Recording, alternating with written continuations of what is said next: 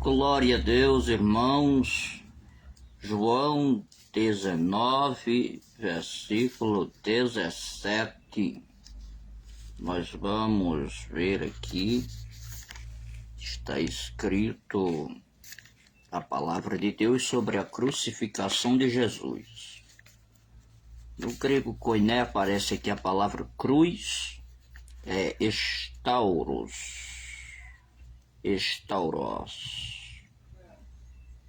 E muitas vezes para traduzir dá dificuldade.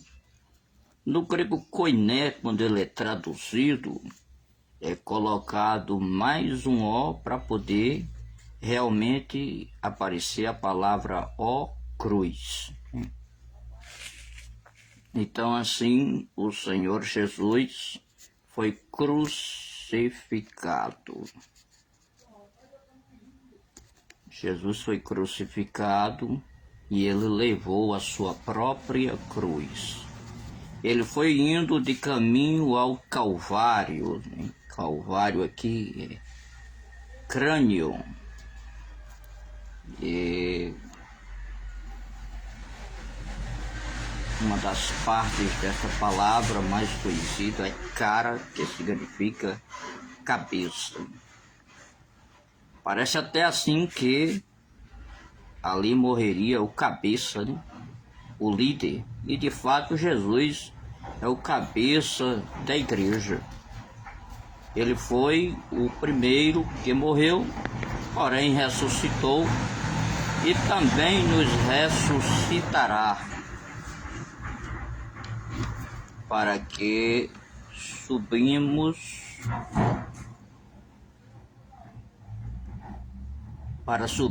assunto aos céus e estar com ele para sempre durante o arrebatamento. No arrebatamento. Foram crucificados ali no Gólgota. O Gólgota é em hebraico. Mais 2 homens com ele. 2 homens que geralmente se levantavam contra Roma e Roma mandava crucificar. Mas também na lei de Moisés haviam alguns que eram mortos, né? Crucificado. O versículo 19 estava escrita a acusação de Jesus. Está aí é Jesus Nazareno, o rei dos judeus. Estava escrito ali em 3 línguas. Estavam ali escritos. No versículo 20 diz hebraico, grego e latim. A acusação de Jesus era somente essa, e era uma acusação verdadeira, porém Jesus não veio fazer guerra, né?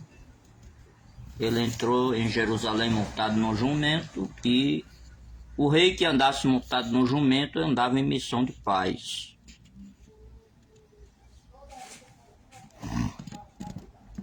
Versículos 21 e 22, os sacerdotes eles não aceitavam que fosse dito que Jesus era rei dos judeus, porque criavam problemas para a sua religiosidade, para a sua religião com o Império Romano.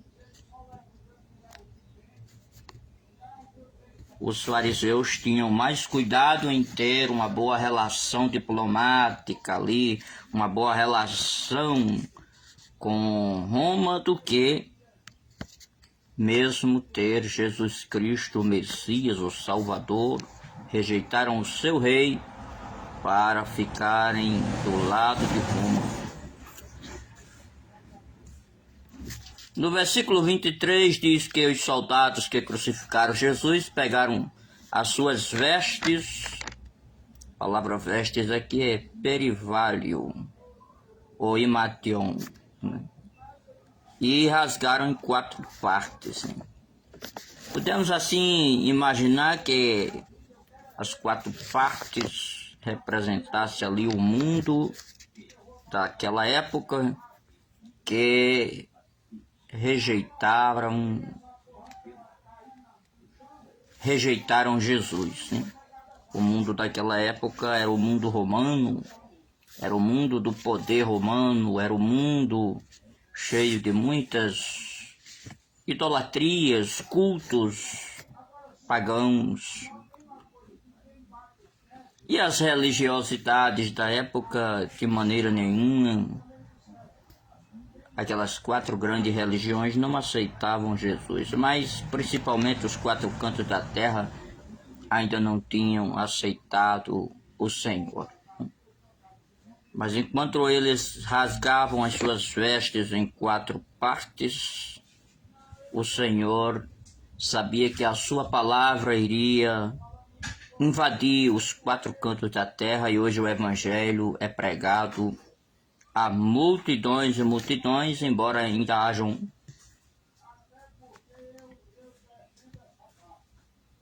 hajam bilhões que precisem ouvir, né? Precisamos preparar missionários para a janela 10x40.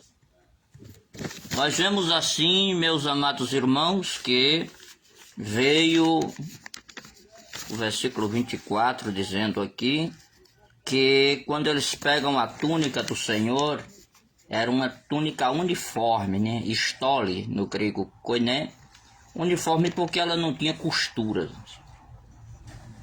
Outros usam a palavra imatismos, né? É uma túnica uniforme, sem costuras, sem emendas, né?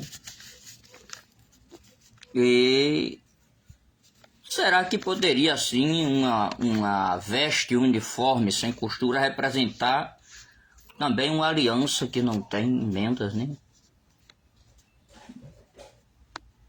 Isso aqui é só uma conjectura nesse fato, nessa questão.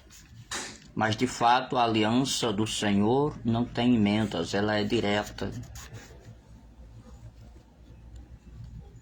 Ainda ontem foi o culto de ceia, né, que fala da nova e eterna aliança no sangue de Jesus Cristo. Versículos 25 e 26, haviam algumas mulheres e o discípulo amado. Alguns chegam a concluir que era João. E ali 4 mulheres estavam ao pé da cruz, inclusive a sua mãe, né? Entre essas 4 que observavam ele ali crucificado. Meus amados irmãos, nós vemos que enquanto Jesus estava crucificado, no versículo 28 ele diz: tenho sede. Ele viu ali Maria e disse: mulher, eis aí o teu filho. E disse aí ao discípulo também: eis aí a tua mãe. E ele recebeu ela em sua casa, fazendo parte agora da sua responsabilidade. Certamente que Jesus, como primogênito, passou para João ali, que era alguém capacitado para amar. Esse João, discípulo, é aquele que nós chamamos de João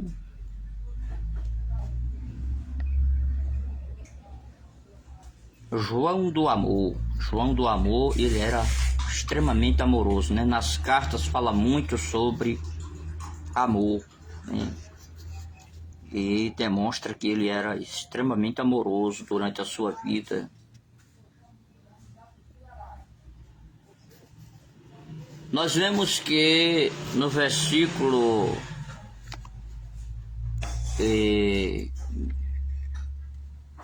28, que fala tenho sede, né? Ter sede aqui é dipsal. Esse grego aqui, dipsal, é dizer eu tenho sede mesmo, sede de água, estou com sede. A água representa a palavra, representa o Espírito. o Espírito Santo de Deus. Jesus mesmo falou sobre esta simbologia. Também a água vai aparecer mais tarde, quando ele é traspassado por uma lança. Jesus, quando teve sede, no versículo 29, lhe deram a beber vinagre. No versículo 30, ele está terminando a sua missão e ele diz: está consumado. Aqui a palavra utilizada é teleios, ou teleiostis. Teleiostis é finalizador. Teleios é pago, né? É como se Jesus tivesse pago o preço da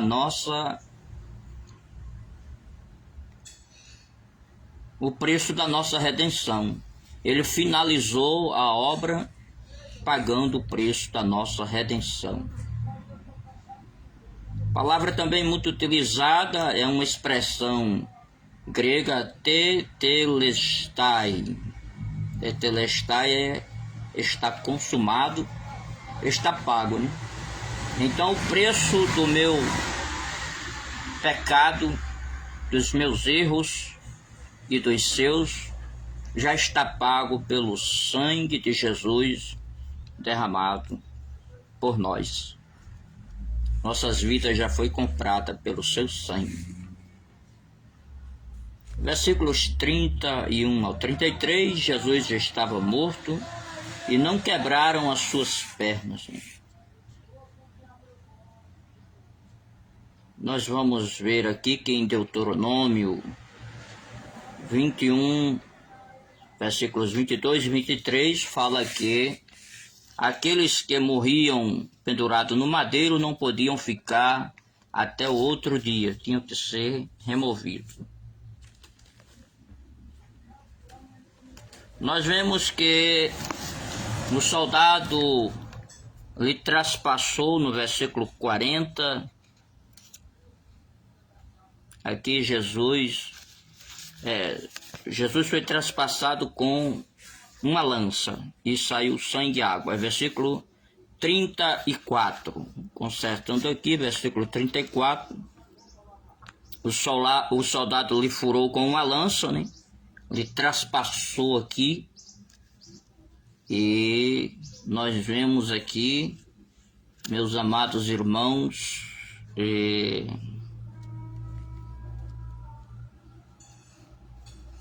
que saiu sangue, é aima, do grego koiné, e água, idor, é água também no grego koiné. Nós vemos uma diferença entre o outro grego e o grego koiné, que é escrito com H no grego moderno, mas o grego koiné é apenas A, I, um acento, e M-A. Aima. A-I, acento, M-A. O grego koiné, ele é mais profundo no uso das Sagradas Escrituras, que eu tenho utilizado de vez em quando para você entender melhor o que Deus fala conosco. O preço de sangue foi pago para a expiação dos nossos pecados, para a nossa propiciação, para que nós possamos nos apresentar diante de Deus limpos. Então o sangue de Jesus foi derramado para nos purificar de todo pecado e nos livrar da ira de Deus.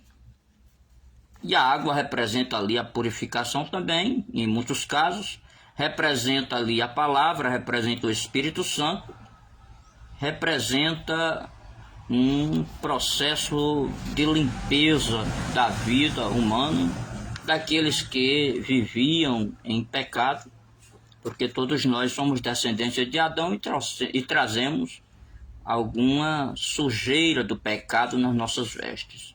Mas lavando as vestes no sangue do Cordeiro, lavando na água, que é a palavra, ali estavam representados na morte de Cristo, nós vamos obter a salvação, a redenção, através desse sacrifício de Jesus. O Espírito Santo já nos convenceu destas coisas, do pecado, do juízo, da justiça. Hoje nós somos lavados no sangue do Cordeiro.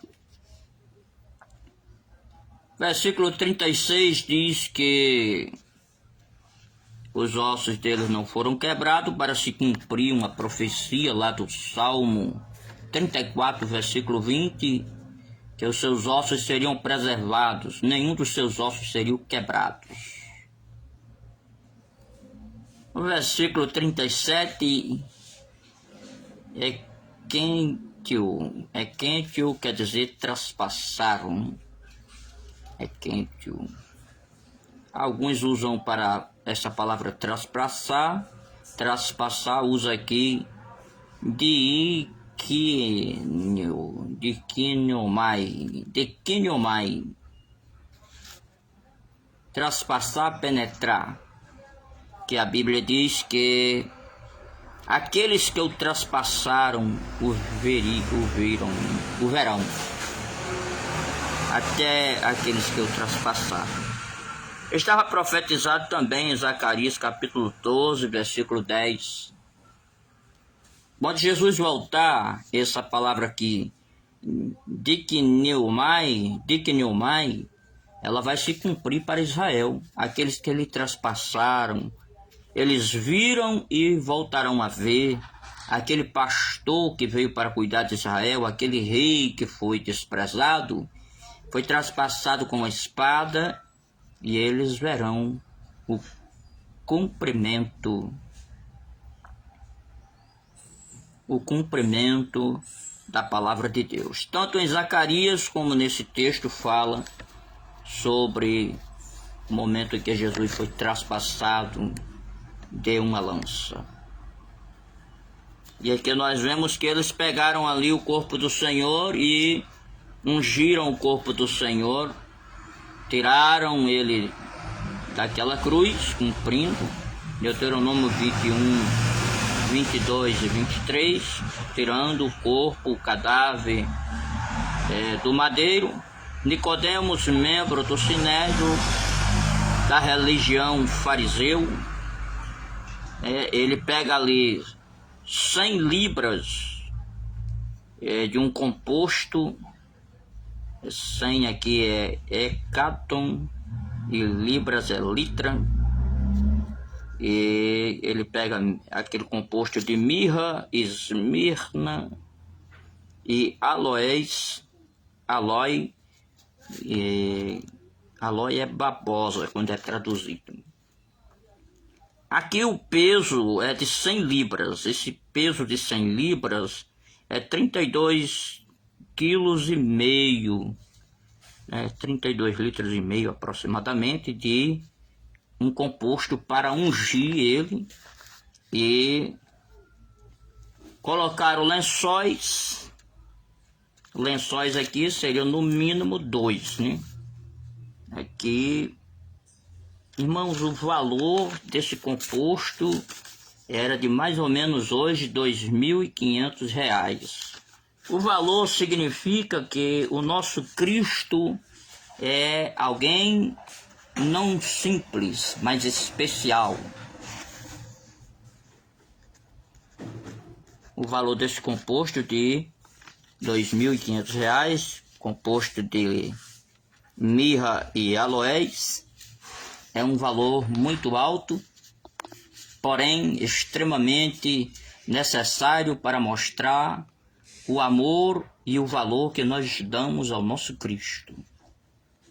Meus amados irmãos, ele é o Filho de Deus, ele é a segunda pessoa da Trindade, ele é Rei dos Reis, ele é Senhor dos Senhores, ele é nosso Salvador. Ele sofreu todas as afrontas, ele sofreu tudo para nos salvar do pecado, para nos salvar da maldição eterna, para nos tirar da escravidão do pecado e da condenação. Amados, se nós dessemos Se nós dessemos todo o dinheiro do mundo por um composto para ungir o corpo de Jesus, ainda seria pouco. Porque imagine hoje, se você caísse dentro do inferno, condenado para sempre, quanto vale a sua vida? O valor do nosso Cristo é apresentado também até depois de morto. Ele fez tudo por nós. Aqueles açoites, bofetes, cuspes, todos os insultos, todas as injúrias, blasfêmias, difamações, gente criticando, humilhando ele, toda aquela humilhação para nos salvar. Ele ficou em nosso lugar lá naquela cruz. O nosso Deus colocou ele lá porque ele suportou todas as coisas. Ele foi ungido, preparado, capacitado para aquela obra. Provavelmente nenhum de nós suportaria. Nenhum de nós teríamos condições de vencer. Mas assim como ele venceu o pecado, venceu a morte, nós também vencemos porque vencemos com ele. Mas, como disse Paulo, mas em todas estas coisas somos mais do que vencedores em Cristo Jesus. Nós somos vencedores porque ele venceu e nós seguimos ele. Aqui fala dos lençóis nos quais ele foi envolvido. É o grego koiné aqui, otônio, quer dizer otonion. Otonion é uma tela, né? Vai envolvendo lençóis muito finos. Alguns chegam a dizer lençóis, né? Tiras de pano, né? Nós chamamos de lençóis. E está no grego koiné, otonion. Não tenha dúvida, são telas, lençóis finos. E ele foi colocado num sepulcro novo. Era no sepulcro que seria de José de Arimateia, onde havia um jardim ali próximo, não muito longe da cruz, no mesmo monte. Sepultaram o nosso Senhor.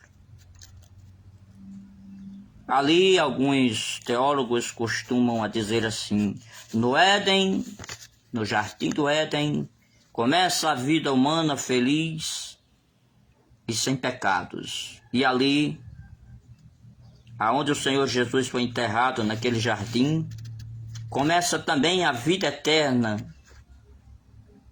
Começa a vida eterna com Deus. E assim nós temos a certeza que um dia nós também estaremos lá no jardim. A Bíblia diz que o jardim foi recolhido por Deus. O Éden foi colocado espada flamejante e querubins para protegê-los. Em outro momento, lá no Apocalipse, diz que o jardim de Deus, o paraíso, onde está a árvore da vida, está em um lugar especial, onde nós também estaremos lá. E certamente nós receberemos de volta a vida eterna no Éden. A vida eterna que nós perdemos porque o diabo fez o homem pecar, nós receberemos de volta a vida eterna em Jesus Cristo, o nosso Senhor.